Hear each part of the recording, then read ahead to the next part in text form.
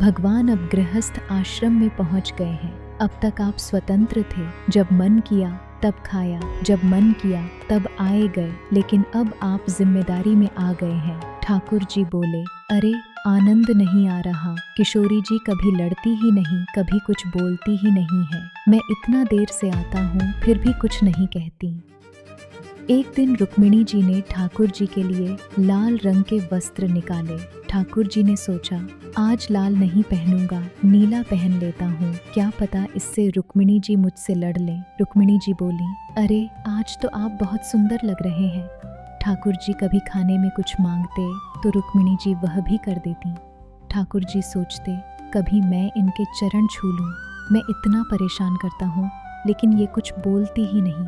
ठाकुर जी सोचते, ये कैसी देवी आ गई मेरे घर में, कभी लड़ती ही नहीं। ठाकुर जी ने निश्चय किया, आज तो मैं इनसे ज़बरदस्ती लड़ूंगा। ठाकुर जी झूले पर जाकर बैठ गए। रुक्मिणी जी ठाकुर जी को पंखा झल रही थीं। ठाकुर जी ने रुक्मिणी जी से प्रश्न किया, आपने हमसे विवाह क्यों किया?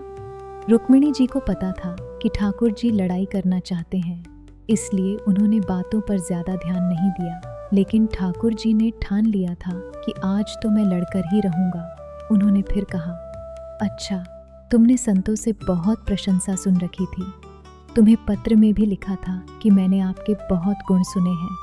तुम संतों की बातों में आ गईं, जिनका खुद का घर नहीं, जिनका खुद का गृहस्थ ठिकाना नहीं। तुम ऐसे संतों की बातों में आकर मुझसे विवाह कर बैठी। तुम कहोगी कि इसीलिए विवाह किया क्योंकि मैं सुंदर हूँ। किस बात का सुंदर? कभी हमारा नाम सुना है? हमारे शत्रु हमें कालिया कहकर पुकारते हैं, कभी कालिया, कभी श्याम। गर्गाचार्य जी ने हमारा नाम कृष्ण रखा। कृष्ण का अर्थ है काला। कभी कभी मुझे लगता है कि तुमने मुझ पर कृपा की है। चलो, ये सुंदर नहीं है तो मैं सुंदर हूँ, इसके पास चली जाऊंगी। जीवन भर लोग यही कहेंगे कि पति सुंदर नहीं लेकिन पत्नी सुंदर है। रुक्मिणी जी मन ही मन मुस्कुरा रही थीं, क्योंकि वे जानती थीं कि इन बातों में कोई तत्व नहीं है। रुक्मिणी जी जानती थीं कि आप सौंदर्य के सागर हैं। आपने अपना वर्ण श्याम करके पृथ्वी पर कृपा की है।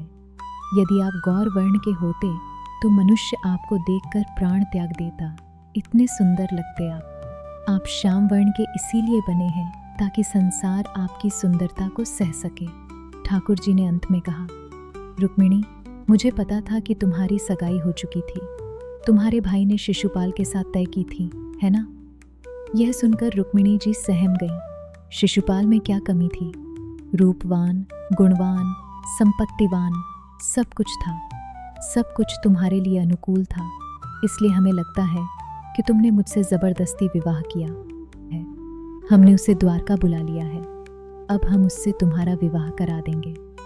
जब ठाकुर जी बात को इस हद तक ले गए तो रुक्मिणी जी को क्रोध नहीं आया, लेकिन वे मूर्छित होकर गिर पड़ी।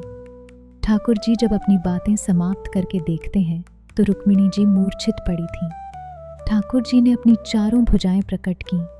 एक भुजा से रुक्मिणी जी को उठाया, एक से पंखा झला, एक से जल छिड़का और बोले, अरे मैं तो विनोद कर रहा था, मैं तो कलह करना चाहता था। मेरी बातों में कोई सत्य नहीं है। शिशुपाल नहीं आएगा, कोई विवाह नहीं होगा।